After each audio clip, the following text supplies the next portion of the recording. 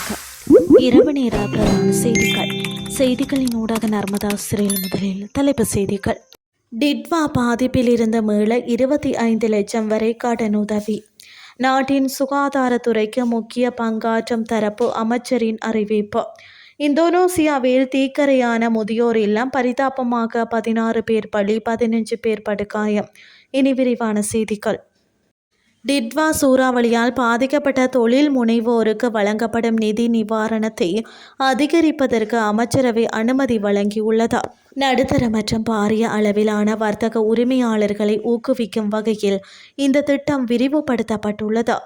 இதன்படி தகுதியுள்ள வர்த்தக உரிமையாளர்கள் ரூபாய் 2.5 மில்லியன் 25 லட்சம் வரை கடன் பெற விண்ணப்பிக்கலாம்.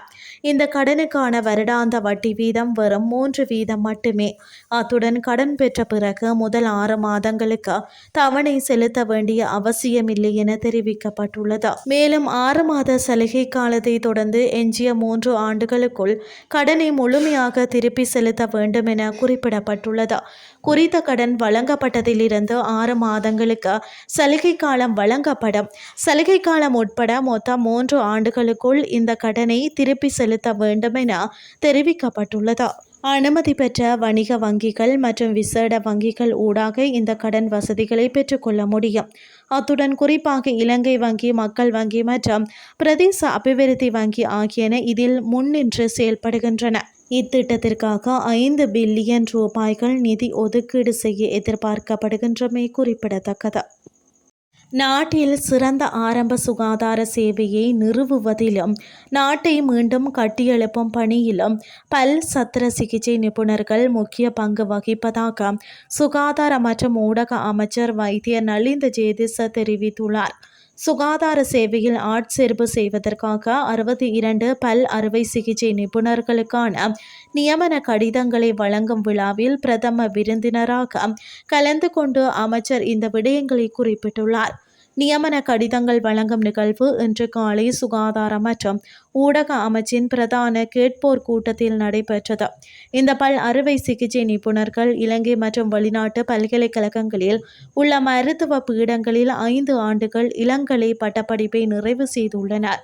அதன் பிறகு நாடு முழுவதும் உள்ள முக்கிய அரசு மருத்துவமனைகளில் சிறப்பு மருத்துவர்கள் மற்றும் அனுபவம் வாய்ந்த மருத்துவர்களின் மேற்பார்வையின் கீழ் 1 வருட பயிற்சியை பெற்றுள்ளனர்.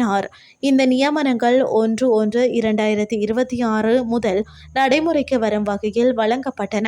மேலும் இந்த பல் அறுவை சிகிச்சை நிபுணர்களை வடக்கு மற்றும் கிழக்கு மாகாணங்கள் உட்பட தொலைதூர பகுதிகளில் நிறுவப்பட்ட அரசு மருத்துவமனைகள் மற்றும் சுகாதார நிறுவனங்களில் சேவையில் இணைக்க சுகாதார மற்றும் வெகுஜன ஊடக அமைச்சகம் நடவடிக்கை எடுத்துள்ளது.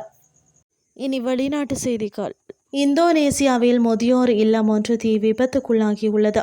இந்த விபத்தில் சிக்கி 16 முதியோர்கள் உயிரிழந்துள்ளதாக தெரிவிக்கப்படுகின்றது. இந்தோனேசியாவின் வடக்கு சுலவேசி மாகாணத்தில் உள்ள மனாடோவில் செயற்பட்டு வந்த முதியோர் இல்லம் ஒன்று இவ்வாறு விபத்துக்குள்ளாகியுள்ளது. விபத்து சம்பவம் தொடர்பில் மேலும் தெரிய வருகையில் திடீரென ஏற்பட்ட தீ விபத்தை அடுத்து 6 தீயணைப்பு வாகனங்களுடன் தீயணைப்பு படையினர் சம்பவ இடத்திற்கு சென்றுள்ளனர். 2 மணி நேரத்திற்கு மேலாக போராடி தீயணைத்த நிலையில் 16 பேர் உயிரிழந்ததுடன் 15 பேர் படுகாயமடைந்துள்ளனர். உறங்கிக் கொண்டிருந்த போது தீ பற்றியதால் உயிரிழப்புகள் அதிகரித்துள்ளது என மீட்பு படையினர் தெரிவித்துள்ளனர்.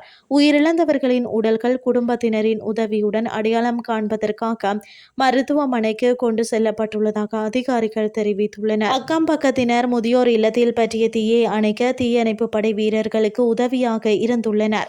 மேலும் மின்சார கசிவு காரணமாக தீ பற்றியதாக தெரிவிக்கப்படுகின்ற நிலையில் முழுமையான காரணம் குறித்து விசாரணை நடந்து வருவதாக அதிகாரிகள் தெரிவித்துள்ளமை குறிப்பிடத்தக்கது. இத்துடன் செய்திகள் யாவும் நிறைவடைகின்றது. அடுத்து காலை 8:30 எதிர்பாருங்கள். நன்றி.